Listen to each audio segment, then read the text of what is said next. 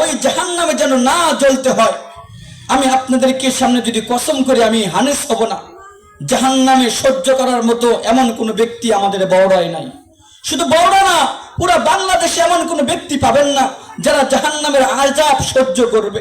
শুধু বাংলাদেশে নয়, পুরা পৃথিবীর ভিতরে আল্লাহর জমিনের উপরে এমন কোনো ব্যক্তি আপনারা পাবেন না যারা জাহান্নামের আযাব সহ্য করতে পারে। জাহান্নামের আযাব কেমন হবে জানেন? ইবনে আব্বাস রাদিয়াল্লাহু তাআলা আনহু বলেন, একজন জাহান্নামীকে প্রতি ঘন্টায় 120 বার তার চামড়া পরিবর্তন করে দেওয়া হবে। প্রতি মিনিটে একজন জাহান্নামীর চামড়া 2 বার করে পরিবর্তন করা হবে।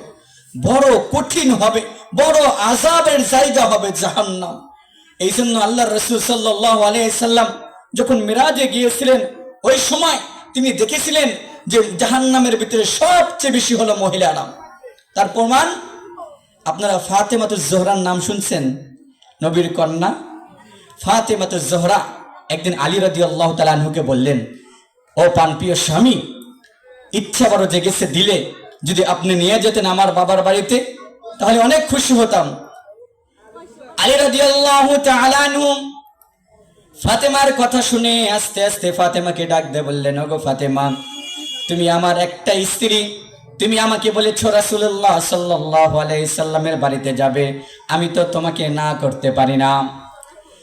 আলী রাদিয়াল্লাহু তাআলা আনহু এবং ফাতেমা রাদিয়াল্লাহু তাআলা আনহা উভয়জন মিলে একসাথে রাস্তা চলতে চলতে রাসূল করিম সাল্লাল্লাহু আলাইহি সাল্লামের বাড়ির সামনে চলে গেলেন।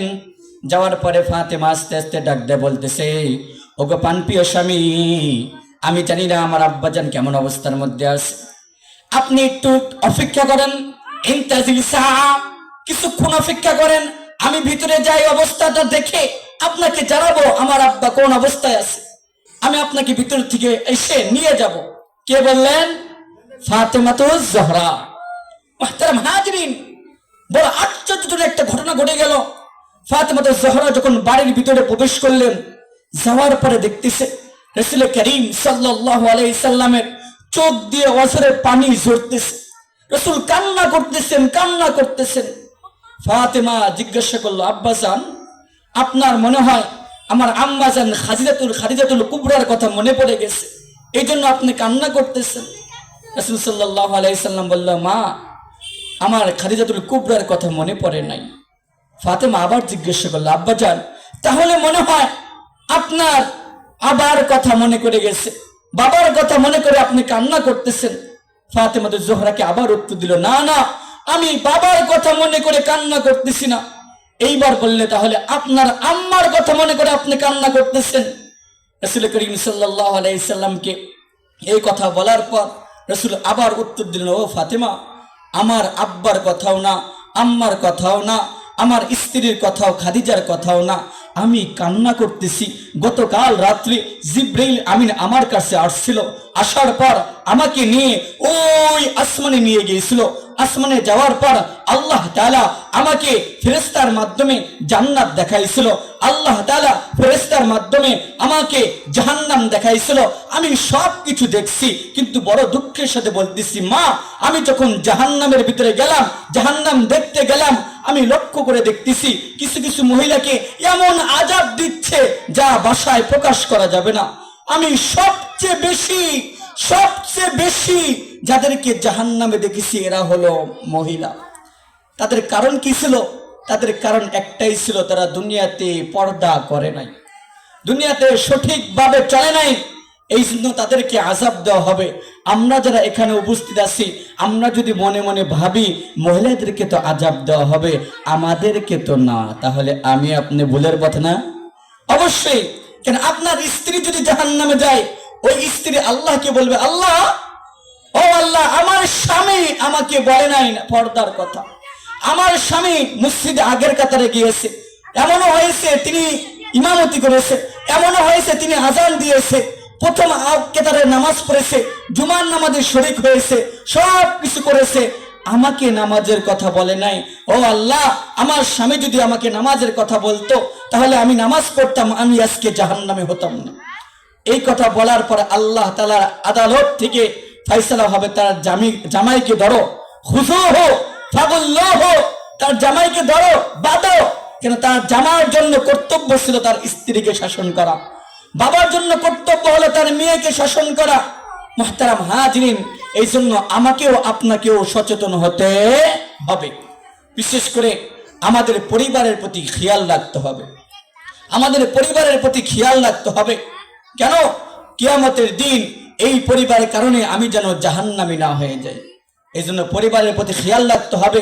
বিশেষ করে মা বোনদের পর্দার তাগিদ দিতে হবে, পর্দার তাগিদ দিতে হবে। তাহলেই আমাদের ঘর থেকে বাইর হবে ওই পূর্বের জামানার মতো ফাতেমাতুজ জহরা, আমাদের ঘর থেকে বের হবে খাদিজাতুল কুবরা, আমাদের ঘর থেকে বের হবে আম্মা জান আয়েশার মতো মহিলা, আয়েশার মতো মা বাইর হবে। এই জন্য আমাকে আপনাকেও ফিকির করতে হবে না?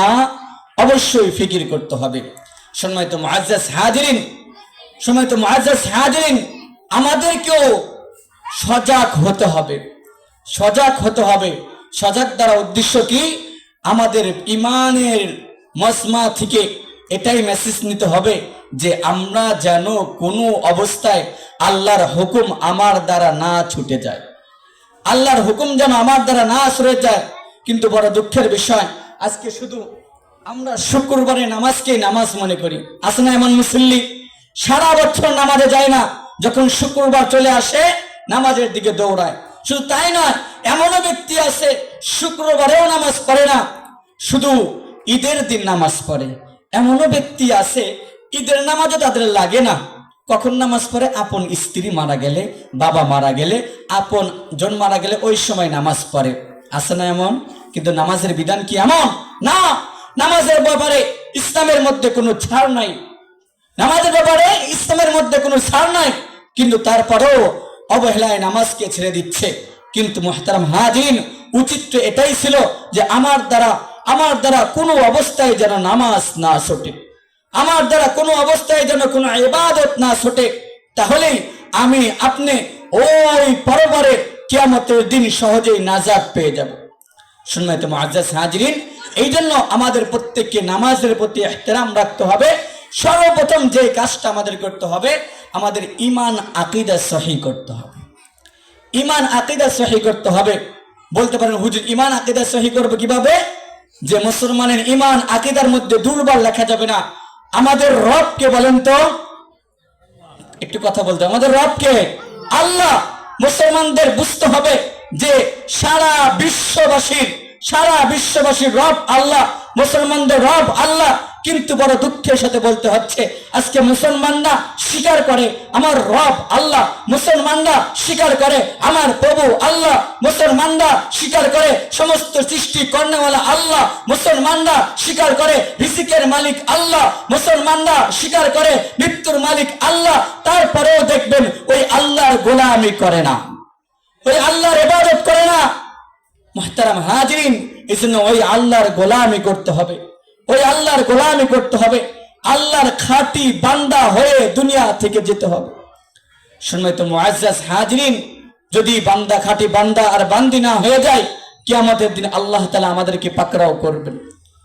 এই জন্য শুরুতে যেই কথা বললাম, পর্দার ব্যাপারে মহিলাদেরকে পাবন্দি করতে হবে, পর্দা করতেই হবে। পর্দা না করলে কেমন শাস্তি জানেন? দুনিয়াতেও শাস্তি হতে পারে। পাকিস্তানের এক যুবকের কথা মনে পড়ে গেল। পাকিস্তানের এক যুবক সারাদিন কাজ করছে, কাজ করার পর দুপুরের সময় ভাবতেছে আজান যেহেতু দিয়েছে নামাজ তো পড়তেই হবে। নামাজের মুসাল্লা খুঁজতেছে, কোনো আশপাশে মসজিদ পাচ্ছে না।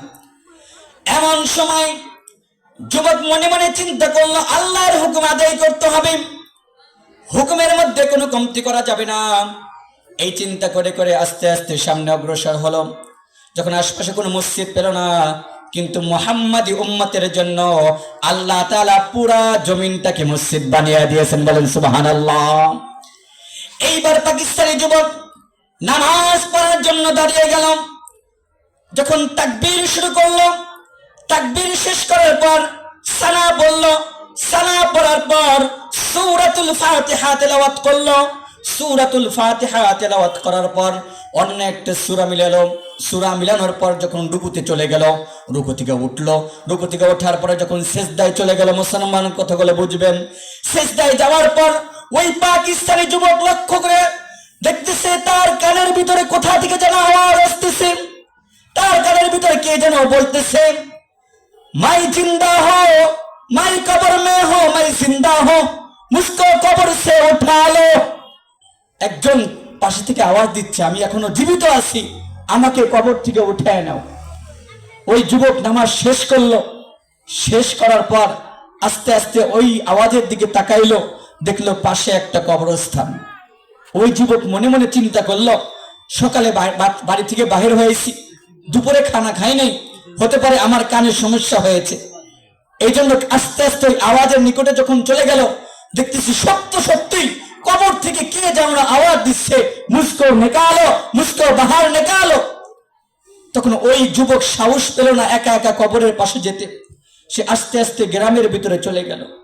যাওয়ার পর এক এক করে অনেকজন লোককে জমায়েত করলো আর বলল যে, ও এলাকাবাসী শোনো শোনো, তোমাদের এই কবরস্থান দিকে কে যেন আওয়াজ দিচ্ছে। সে বলতেছে, আমি এখনো জীবিত আছি, আমাকে কবরের ভিতরে দাফন করা হয়েছে, আমাকে অতি তাড়াতাড়ি বাহির করো। বলেন তো কোথা থেকে আওয়াজ দিচ্ছে? কবরের ভিতর থেকে আওয়াজ দিচ্ছে।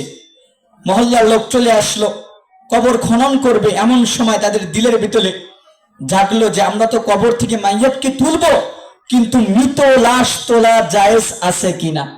তাদের ভিতরে কি জাগলো? প্রশ্ন জাগলো। এই জন্য একজন ইমাম সাহেবের কাছে চলে গেল। ইমাম সাহেবকে বলল, হুজুর এমন এমন কাহিনী ঘটেছে, বান্দা নামাজে দাঁড়াইছে, এই আওয়াজ শুনেছে, আমরা কি ওই মাইয়াতকে কবর থেকে এখন তুলতে পারবো? ইমাম সাহেব বলল, হ্যাঁ, তোমাদের পূর্ণ যদি বিশ্বাস হয় সে জীবিত, তাহলে তাকে তুলতে পারবে। মুহতারাম হাজিরিন, ভালো করে লক্ষ্য করে শুনবেন। এক এক করে গ্রামবাসী যখন কবরের নিকটে চলে গেল, যাওয়ার পর আস্তে আস্তে কবর থেকে মাইয়াতকে তুলবে। এমন সময় লক্ষ্য করে দেখতেছে ওই কবর থেকে আওয়াজ যত কাছে যায় আওয়াজ আরো বেশি দেয়, আওয়াজ আরো বেশি বাইর হচ্ছে। যখন একবারে নিকটবর্তী চলে গেল এবং সুড়ঙ্গ দিয়ে যখন কবরের দিকে তাকানোর সাথে সাথে যারা ছিল সবাই আবার পিছে হটে আসলো। লোকেরা জিজ্ঞাসা করলো, আপনারা সামনে গেলেন, আবার কেন পিছিয়ে আসলেন? তখন বলে, ভিতরে যে মাইয়াতটা আছে বলতেছে আমি জীবিত, তার শরীরে কোনো কাপড় নাই। কবরস্থান পবিত্র জায়গা না অপবিত্র জায়গা? পবিত্র জায়গা। এইখানে তো উলঙ্গ মহিলাকে দেখা যায় না, অতএব আমরা পিছনে চলে আসছি। এইবার কবর থেকে আওয়াজ দিচ্ছে, হ্যাঁ, আমার শরীরে কোনো কাপড় নাই, আমি অমুক ব্যক্তির স্ত্রী, আমার বাসায় অনেক কাপড় আছে, সুন্দর সুন্দর কাপড় আছে, একটা কাপড় তোমরা কবরের মধ্যে নিক্ষেপ করো।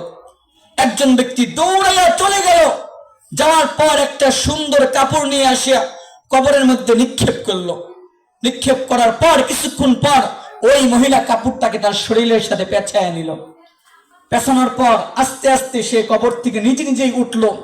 ওঠার পর এক সেকেন্ডও দেরি করে নাই, উঠতে দেরি, ওই মহিলা এক দৌড় দিয়ে তার বাসায় পৌঁছাতে দেরি করে নাই। বাসায় যখন পৌঁছায় গেল, মুহতারাম হাজিরিন কথাগুলো বুঝবেন, বাসায় যখন পৌঁছায় গেল, যাওয়ার পর ঘরের দরজা আটকে দিয়েছে যাতে কোনো মানুষ ভিতরে প্রবেশ করতে না পারে। আস্তে আস্তে পা করে মহল্লার লোকরা যখন এগিয়ে গেল, যাওয়ার পরে ডাক দেয়া বলতেছে, ও বোন, ও মা, তুমি কবর থেকে উঠছো, তোমাকে তো আমরাই দাফন করেছি, তোমার জানাজার নামাজে তো আমরাই শরীক ছিলাম, সকল কিছু কমপ্লিট করার পর তোমাকে কবরে দাফন করেছি। দীর্ঘ কয়েক বছর যাওয়ার পর আপনি কিভাবে কবর থেকে উঠলেন? এইবার মহিলা আস্তে আস্তে আওয়াজ দিচ্ছে, আমি উঠেছি তার বড় কারণ আমার আল্লাহ তাআলা ভালো জানেন, কিন্তু আমি এমন এক অবস্থার ভিতরে আসছি, তোমরা ইচ্ছে করলে আমাকে দেখার মতো, তোমাদের দেখার মতো কোনো ব্যবস্থা নাই। কেন? আমাকে যেই দেখবে সেই ভয় পাবে। দেখবেন এলাকার ভিতরে কিছু সাহসী যুবক থাকে কি থাকে না? অবশ্যই থাকে। যুবকরা বলল যে, হ্যাঁ, আমরা ভয় পাবো না, আমরা কাপুরুষ না, আমরা বীর পুরুষ, আমরা ভয় পাই না। ও বোন, তুমি দরজা খুলে দাও। দরজা খুলে দিল, কিছু লোক ভিতরে প্রবেশ করলো।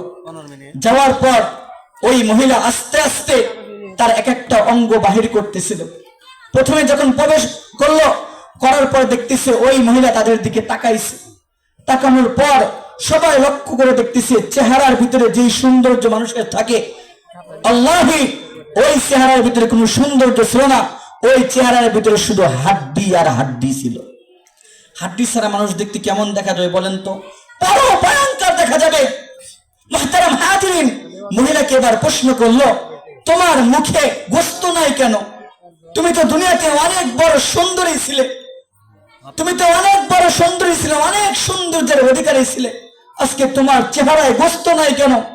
ওই মহিলা উত্তর দিচ্ছে, হ্যাঁ, দুনিয়াতে আমি সৌন্দর্য ছিলাম, সৌন্দর্য দেখার অধিকারী শুধু আমার স্বামী ছিল, কিন্তু এই সৌন্দর্য আমার স্বামীকে দেখানোর সাথে সাথে আমি পর পুরুষকে দেখাইছি, যেই কারণে আল্লাহ তাআলা ফেরেশতার মাধ্যমে আমার সমস্ত গোস্তগুলো টেনে টেনে ছিঁড়ে ফেলেছে। আস্তে আস্তে লক্ষ্য করে দেখলো যে ওই মহিলার হাতে কোনো লোক নাই, কোনো লোক নাই। এমন অবস্থার মধ্যে জিজ্ঞাসা করলো, তোমার হাতের লোকগুলো কোথায় গেছে? তখন ওই মহিলা উত্তর দিচ্ছে, আমি দুনিয়াতে অনেক কিছু হাতে ব্যবহার করতাম। আছে না মা বোনরা, অনেক কিছু ব্যবহার করে না? ব্যবহার করা কোনো দোষ না, কিন্তু এটার জিনত আপনার স্বামীকে দেখাতে হবে, অন্য কাউকে নয়। এটা দেখানোর কারণে আল্লাহ তাআলা ফেরেশতার হুকুম করেছে, ফেরেশতা যাও যাও, আগুনের চাটনি দিয়ে, আগুনের জাম্বুরা দিয়ে সমস্ত নখ যেন খুলে নেওয়া হয়। সম্মানিত মুআজ্জাজ হাজিরিন, ফেরেশতারা আগুনের জাম্বুরা দিয়ে সমস্ত নখ টেনে টেনে খসায় নিয়েছে। হাতে নখ নাই, পায়ে নখ নাই, মাথায় কোনো চুল নাই। জিজ্ঞাসা হলো, ও বোন, তোমার মাথার চুল কোথায় গেছে? বললো, ফেরেশতারা আমার এক একটা চুল ধরে টেনে টেনে খসায় দিয়েছে। তার কারণ ছিল একটাই, দুনিয়াতে পর্দা করে নাই। এই মহিলা এই কথা বলার পরপরই আবার মৃত্যুবরণ করেছে। মুআজ্জাজ হাজিরিন, আল্লাহ তাআলা তাকে কেন জীবিত করলেন?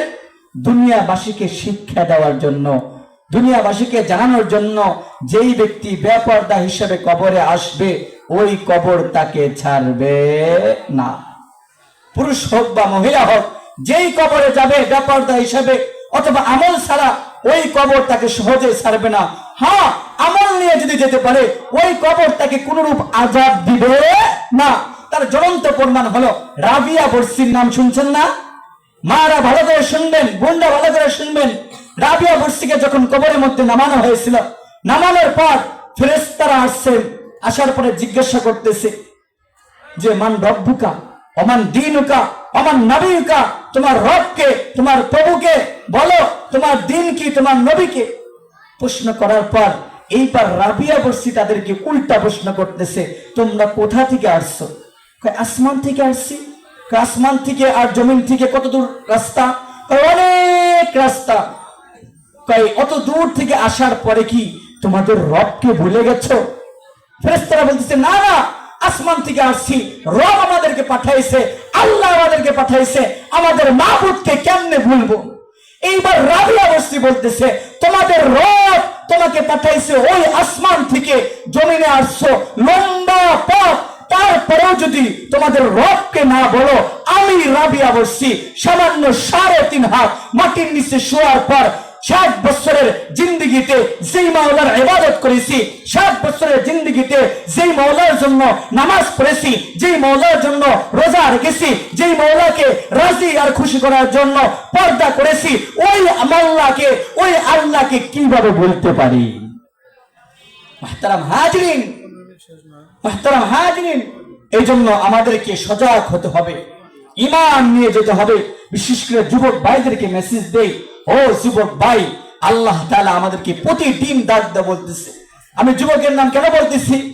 বৃদ্ধদের থেকে যুবকদের গুনাহ একটু বেশি হয়, তাই না? আপনারা বলতে পারেন যে না, গুনাহ কম হয় না, যুবক ভাইদের গুনাহ একটু বেশি হয়। এই জন্য যুবক ভাইদেরকে বলতেছি, ও যুবক ভাই, তোমাদেরকে মাওলা প্রতিদিন ডাক দেয়া বলতেছেন, ইয়া আইয়ুহান নাস মা গররাকা বিরাব্বিকাল কারীম, ও দুনিয়ার মানুষ, ও দুনিয়ার মানুষ, তোমরা তোমাদের রবের সাথে সম্পর্ক করো, তোমার রবের সাথে সম্পর্ক ছিন্ন করিও না। এজন্য আমাদের প্রত্যেকের নিয়ত আছে না রবের সাথে সম্পর্ক করব? কার কার নিয়ত আছে? যদি হাত তুলে আল্লাহকে দেখাই, লিল্লাহি তাকবীর। লিল্লাহি তাকবীর, হাত নামান। মুহতারাম হাজিরিন, সম্পর্ক যদি করতে হয় রবের সাথে সম্পর্ক করব। দুনিয়াতে যদি যতদিন থাকবো আল্লাহকে সিজদা করে যাব নাকি মাজারে সিজদা করব? মাজারে সিজদা করলে কোনো মূল্য নাই, বাবাকে দান করলে কোনো মূল্য নাই। আপনার সবচেয়ে বড় বাবা হলো আপন মা বাবা। এই জন্য সিজদা যদি করতে হয় আপন মা বাবাকে সিজদা করা যাবে না, আল্লাহকে সিজদা করতে হবে। কোন পীরকে সিজদা করা যাবে না, আল্লাহকে সিজদা করতে হবে। মুহতারাম হাজিরিন, যদি চলগান কোনোদিন দিতে হয় বলেন তো কার নামে চলগান দিবেন? যদি চলগান দিতে হয় আল্লাহর নামে চলগান দিতে হবে। মুসলমানের চলগান হবে কার নামে? আল্লাহর নামে।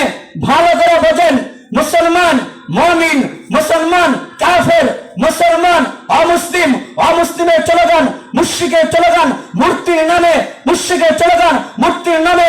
আল্লাহর কসম করে বলে 1400 বছর যাবত মুসলমান আল্লাহর নামে চলগান দিয়ে আসছে, মুসলমান আল্লাহর নামে চলগান দিয়ে আসছে। যতদিন মুসলমান বেঁচে থাকবে ততদিন পর্যন্ত আল্লাহর নামে চলগান দিবে। প্রয়োজন হলে ফাঁসির কষ্টে দাঁড়িয়ে মুসলমানের চলগান হবে আল্লাহু আকবার। মুসলমানের চলগান কি হবে? আল্লাহু আকবার। কিন্তু এই কথা বলার কারণে একদল লোকেরা বলবে হুজুরের ওয়াজ ভালো না, হুজুরের কথা ভালো লাগে না। কেন? আমি যখন নামাজের পক্ষে কথা বলবো বেনামাজি মনে করবে আমার বিরুদ্ধে বক্তৃতা করেছে। আমি যখন রোজার কথা বলবো যে রোজা রাখে না সে মনে করবে আমি তার বিরুদ্ধে বক্তৃতা করেছি। আমি যখন হজের কথা বলবো যার উপর হজ ফরজ সে মনে করবে আমি তার বিরুদ্ধে কথা বলেছি। আমি যখন মাদকের পক্ষে কথা বলবো, সুদখোর, নেশাখোর, গাঞ্জাখোর, সে মনে করবে আমি তার বিপক্ষে কথা বলেছি। আমি যখন কোরআনের পক্ষে কথা বলবো নাস্তিক মনে করবে আমার বিপক্ষে কথা বলেছে। আমি যখন ইসলামের পক্ষে কথা বলবো বেঈমান মনে করবে আমি তার বিরুদ্ধে কথা বলেছি। আমি যখন মূর্তির বিরুদ্ধে কথা বলবো তখন মূর্তি পূজক, ভাস্কর্য পূজক মনে করবে আমি তার বিরুদ্ধে কথা বলেছি। রব্বে কাবার কসম, রব্বে কাবার কসম, কোরআন যা বলেছে বলতেই থাকবো, রাসূল যা বলেছে বলতেই থাকবো, মরবো মরবো হাজারো বার মরবো। আল্লাহু আকবার চলগান ছাড়া, আল্লাহু আকবার নাম ছাড়া, কোরআনে যা বলেছে তা বলা ছাড়া অন্য কিছু বলবো না। সম্মানিত মুআজ্জাজ হাজিরিন, প্রথমে যেই কথা বললাম আমাদেরকে শিক্ষা নিতে হবে, আমাদেরকে শিক্ষা নিতে হবে। শিক্ষার কোনো শেষ নাই। জুমার মসজিদে যারা আমার এখানে উপস্থিত ছিলেন আমি আপনাদেরকে বলেছিলাম যে শিক্ষার কোনো শেষ নাই। মূসা আলাইহিস সালাম এবং খিজির আলাইহিস সালামের ঘটনা বলেছিলাম, দুইটা অংশ বাকি রেখেছিলাম। মূসা আলাইহিস সালাম এবং খিজির আলাইহিস সালাম যখন একসাথে নৌকায় উঠেছিলেন, ওঠার পর খিজির আলাইহিস সালাম সুন্দর নৌকাকে ভেঙে ফেললেন, মনে আছে? সুন্দর নৌকাকে ভেঙে ফেললেন। তারপর মূসা আলাইহিস সালাম লক্ষ্য করে দেখলেন কিছু দূর যাওয়ার পর আবার সুন্দর একটা ছেলেকে একদম হত্যা করে ফেললেন। নবী হয়ে হত্যা করেছে, নবী হয়ে মানুষের উপর জুলুম করেছে। মূসা আলাইহিস সালাম যখন উত্তর জানতে চাইলেন তখন